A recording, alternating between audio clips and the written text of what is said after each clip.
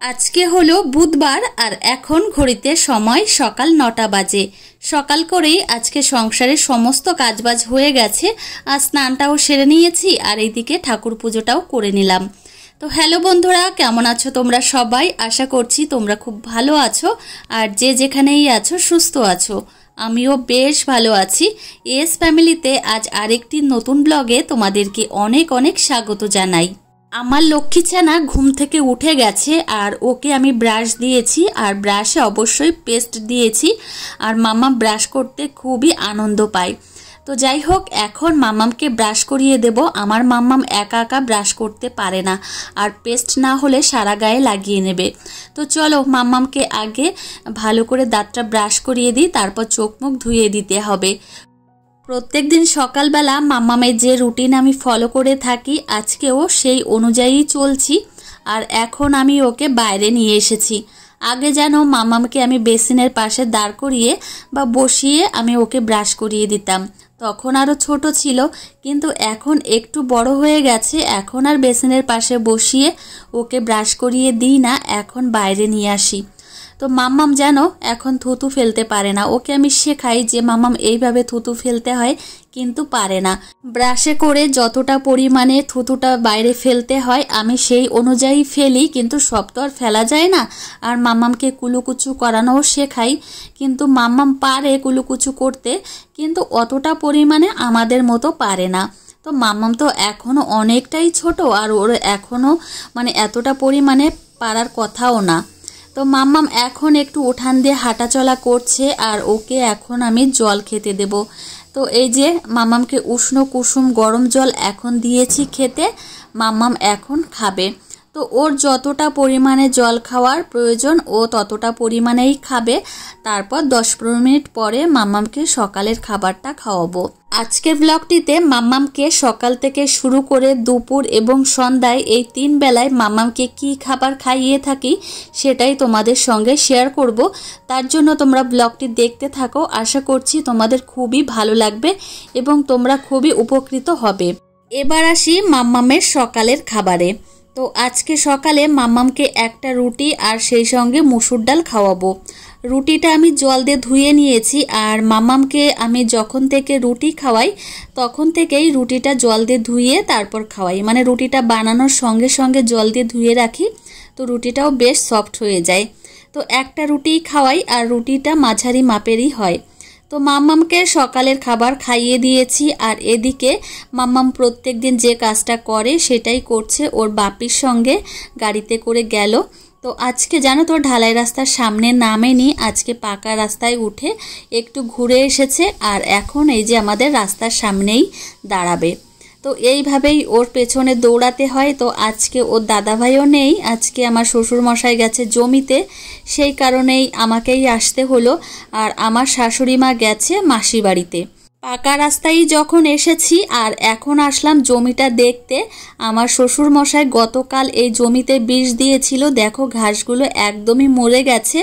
আর এরপরে হয়তো ঘাস পচানোর ওষুধ দেবে, তারপর জমিটা চাষ দেবে। তো এবার শীতের সময় সবজি লাগাবো, তোমাদের তো বলেছি। আর এখন মাম্মামকে নিয়ে বাড়িতে যাচ্ছি। আর জানো এখন ভাদ্র মাসে রোদ, প্রচণ্ড পরিমাণে রোদ আর প্রচণ্ড গরম। আর শাড়িগুলো আজকে সকালে মেলে দিয়েছি, আজকেও বেশ কয়েকটা শাড়ি মেলে দিয়েছি। তো একবারে তো সম্ভব নয় সমস্ত শাড়ি মেলে দেওয়া, তো আস্তে আস্তে করে দিচ্ছি। আর এদিকে আমার শাশুড়ি মা আজকে সকাল করেই মাম্মামের স্নানের জল বাথটবের মধ্যে রেখে দিয়েছে, আর আমি ওড়না দিয়ে ঢেকে রেখেছি। আর এখন আসলাম রান্নাঘরে। সকালে খাওয়া দাওয়া হয়েছে, সেই বাসনপত্রগুলো রয়েছে বেসিনে, তো ধোয়া হয়নি, ভাবলাম এখন পরিষ্কার পরিচ্ছন্ন করে ধুয়ে নিই। মাম্মামকে নিয়ে গেলাম আবার, তো ওই জন্য একটু দেরি হয়ে গেছে। তো যাই হোক, এখন বাসন কোসনগুলো ধুয়ে নিচ্ছি। আর তোমাদের আজকে একটা জিনিস দেখাবো, দুটো জিনিস দেখাবো, তো অবশ্যই তোমাদের ভালো লাগবে। আর তোমাদের দাদাভাই মাম্মামের জন্য একটা খাবার নিয়ে এসেছে। আর তোমাদের দাদাভাইকে জানো তো, কোনো একটা জিনিস যদি আনতে বলি কম করে আনবে না। সে জিনিসগুলো এত বেশি বেশি করে আনে, সে ফল থেকে শুরু করে মাম্মামের খাবার, যে কোনো জিনিসই, বাড়ির যে কোনো জিনিসই হোক না কেন, ও বেশি ছাড়া কোনো দিন কম আনে না। আমি দেখিনি ওকে কম আনতে।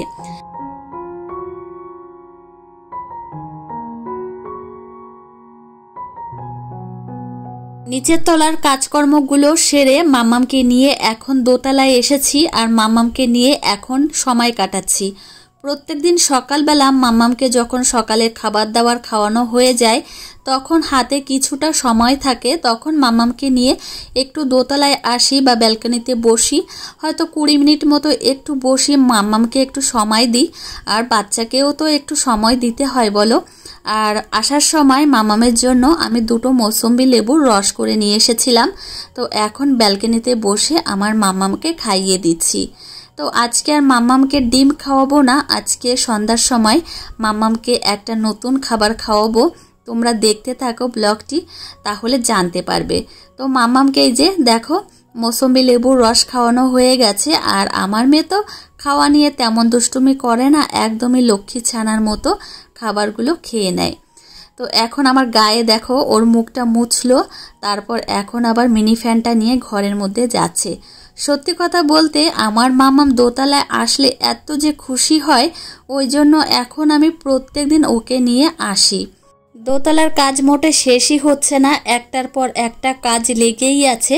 আর এই যে 2 দিন ধরে কাঁচ লাগানোর কাজে আসছেন মিস্ত্রিরা, তো আজকেও আসবেন, ওই জন্য একটু সকাল সকাল করেই দোতলায় আসলাম, কেননা 12টা নাগাদ হয়তো আসবেন। তো ওই জন্য একটু আগে আগেই এসেছি, কবে যে কাজ শেষ হবে কে বা জানে। তো আমি আর মাম্মাম ব্যালকনিতে রয়েছি, তুমি এখানে বসবে? চলো মা আমরা নিচে যাই, মা চলো নিচে যাই, অনেকক্ষণ এসেছি। মা তুমি নিচে যাবে? স্নান করবে না? নো নো মা স্নান করবে না। মা আমার দুষ্টু পাখি, তুমি কথা বলা পাখি, আমার কথা বলা পাখি তুমি। চলো নিচে যাই মা, চলো চলো চলো চলো চলো। এই বোতল নাও, বোতল নাও, বোতল নাও। চলো এখন ঝটপট করে নিচের তলায় যাই, মাম্মামকে আবার স্নান করাতে হবে, আবার খাওয়াতে হবে। তো তোমাদের দাদাভাইকে বলেছিলাম যে কেলক্স আনতে, মানে কর্নফ্লেক্স আনতে, তো ও তো কম করে আনে না, এখানে রয়েছে 1 কেজি 35 গ্রাম মতো। তো এতটা পরিমাণে এনেছে, আর তোমাদের দাদাভাইকে বললাম যে এতটা খাবার আমি কতদিনে শেষ করব। তো ছোট্ট একটা প্যাকেট আনবে, তাড়াতাড়ি করে শেষ হয়ে যাবে, আবার আনবে। একবারে এত বড় প্যাকেট আনলে কি জন্য? তো কোনো খাবার আনতে বললে এরকমই আনে। আর সেই সঙ্গে তোমাদের একটা কুর্তি দেখাবো। তো এই কুর্তিটা আমি কিনেছি আর রান্নাঘরে বসেই দেখাচ্ছি, কেননা ক্যামেরাটা এখানেই সেট করা রয়েছে, তো ভাবলাম যে এখনই দেখিয়ে দিই। তো এটা হচ্ছে চিকনকারি একটা কুর্তি। তো অনেক দিন ধরেই ইচ্ছা ছিল যে এই টাইপের একটা কুর্তি পরবো, ফাইনালি কিনেই নিলাম। আর লাল কালারের নিলাম, এরপরে অবশ্য ভেবেছি একটা ব্ল্যাক কালারের নেব। তো কুর্তিগুলো কিন্তু খুব ভালো লাগে। আর এই কুর্তিগুলোর গলার কাছে যে কাজগুলো রয়েছে এত ভালো লাগে, আর সেই সঙ্গে মিরর ওয়ার্ক করা, তো খুবই ভালো লাগে। তো পেছনে একটা আম কলকা মতো রয়েছে, তো এটা সেটিং করতে হবে। ভিতরে একটা এনার মতো রয়েছে যে কাপড় দিয়েছে, এটা আবার লাগাতে হবে। তো মাম্মাম কোলে ওঠার জন্য এত ব্যস্ত হয়ে পড়েছিল, আমার পায়ের কাছেই দাঁড়িয়েছিল, মানে ও ভাবছে হয়তো জামা কাপড় দেখাচ্ছি ওর হয়তো, তো ওই জন্য নেওয়ার জন্য একটু কান্নাকাটি করছিল। তো চলো মাম্মামকে এখন আবার স্নান করাবো। আর মাম্মামকে আজকে শ্যাম্পু দেব, কেননা প্রচণ্ড পরিমাণে ঘেমে যাচ্ছে আর এখন প্রচণ্ড গরম। তো ভাবলাম আজকে শ্যাম্পু করিয়ে দিই, তার জন্য এই যে দেখো শ্যাম্পু করিয়ে দিচ্ছি। আর আমার মেয়েকে জানো প্রত্যেক দিন আমি সাবান বা শ্যাম্পু বা বডি ওয়াশ দিই না, কোনো দিন এমনি হালকাভাবেই স্নান করিয়ে নিয়ে যাই। তো চলো মাম্মামকে ঘরে নিয়ে যাই। আর আজকে দুপুরে মাম্মামকে কি খাওয়াবো সেটাও তোমাদের সঙ্গে শেয়ার করব। আর আমার ব্লগগুলোতে বেশিরভাগ তোমাদেরকে দুপুরবেলা মাম্মামকে কি খাবার খাওয়াই সেটাই বেশি শেয়ার করি। তো তোমরা আমাকে বলেছো যে দিদিভাই সন্ধ্যার সময় মাম্মামকে কি খাবার খাও সেটাও শেয়ার করো। অবশ্যই করব, তোমরা যেটা চাও সেটা তো করতেই হবে। আর আজকে দুপুরবেলা মাম্মামকে কি খাওয়াবো সেটা তো তোমাদের বললামই না। আজকে দুপুরবেলা মাম্মামকে উচ্ছে আলু দিয়ে আর শিঙি মাছ দিয়ে তরকারি রান্না করেছিল আমার শাশুড়ি মা, সেটাই মাম্মামকে খাওয়াবো। আজকে আর আমি আলাদাভাবে মাম্মামের জন্য রান্না করিনি। তো আমার মাম্মামকে সব ধরনের মাছই খাওয়াই, বাড়িতে যে মাছ আনে, বিশেষ করে যদি জ্যান্ত মাছ হয় আমি জ্যান্ত মাছ খাওয়াই, মরা মাছ খাওয়াতে চাই না। তো সেটা যদি হয় তেলাপিয়া, তেলাপিয়াও খাওয়াই, আবার রুই মাছ, কাতলা মাছ আর শিঙি মাছ সব মাছই খাওয়াই। অবশ্যই জ্যান্ত হতে হবে। আর এই যে সন্ধ্যা লেগে গেছে, দেখো এখন বাজে ঘড়িতে সময় সন্ধ্যা 6টা। তো তোমাদের বাইরের পরিবেশটা একটু দেখালাম। আর আজকে সন্ধ্যার সময় মামামকে কি রান্না করে খাওয়াই চলো তোমাদেরকে দেখাই। তো এদিকে আমি একটা কলা নিয়েছি, আর কলাটা হচ্ছে ঠোঁটে কলা, আর একটা ডিম নিয়েছি। ডিমটাও ভালো করে এখন আমি ফেটিয়ে নেব। আর আজকে সন্ধ্যার সময় মামামের জন্য দারুণ একটা খাবার তৈরি করছি। আর এই যে কলাটা ভালো করে ম্যাশ করে নিয়েছি, আর সেই সঙ্গে ডিম এই যে কলার মধ্যে দিয়ে দিলাম, আর ভালো করে একটা ব্যাটার তৈরি করব। তো দেখো ভালো করে একটা ব্যাটার তৈরি করছি। আর এর মধ্যে আমি একটু আটা দিলাম, মানে সামান্য একটু আটা দিলাম, আঙুলের ডগায় যতটা পরিমাণে উঠেছে সেই অনুযায়ী দিয়েছি। আর এখন আমি প্যানকেক তৈরি করব। তার জন্য ফ্রাই প্যানে আমি এই যে বাটার দিয়ে দিয়েছি। আর আমার যেন তো ব্রাশ করার মতো কিছু নেই ফ্রাই প্যানে, ওই জন্য খুন্তি দিয়ে এইভাবে আমি ভালো করে মাখিয়ে নিলাম। আর এখন আমি এই যে প্যানকেক তৈরি করছি। তো খুবই সুস্বাদু একটা খাবার। আর এই খাবারটা জানো তোমাদের দাদাভাইও আজকে খেয়েছে। আর আমি তো মাম্মামের যে কোনো খাবার তৈরি করলে আমি আগে টেস্ট করে থাকি, তোমরা তো সেটা জানোই। তো খাবারটা খুবই টেস্টি হয়েছিল। আর এই যে দেখো কত সুন্দরভাবে উঠে যাচ্ছে ফ্রাই প্যান থেকে। তো একদমই সফট একটা খাবার। আর এই খাবারটা একদমই শক্ত হয় না, একদমই সফট থাকে, কেননা এর মধ্যে ডিম রয়েছে, আবার কলা রয়েছে, ওই কারণেই। আর সামান্য একটু আমি আটা দিয়েছি। তোমরা যদি না চাও যে আটা দেব না, তাহলে না দিতে পারো। তোমরা যদি তোমাদের বাচ্চাদের খাওয়াতে চাও তাহলে না দিতে পারো, আবার যদি পছন্দ হয় তাহলে দিতে পারো।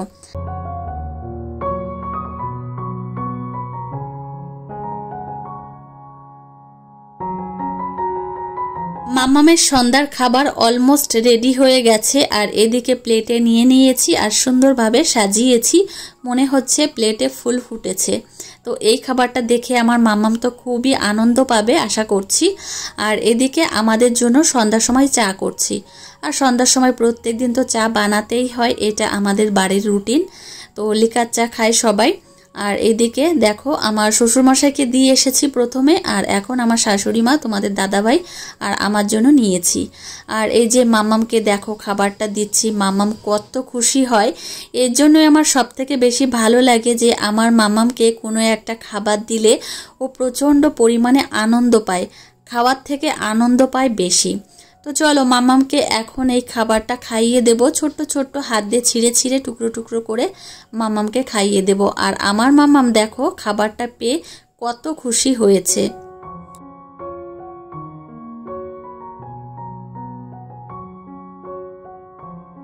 মামামকে সন্ধ্যার খাবার খাইয়ে দিয়েছি, তারপর মামামকে নিয়ে এখন বই পড়তে বসেছি।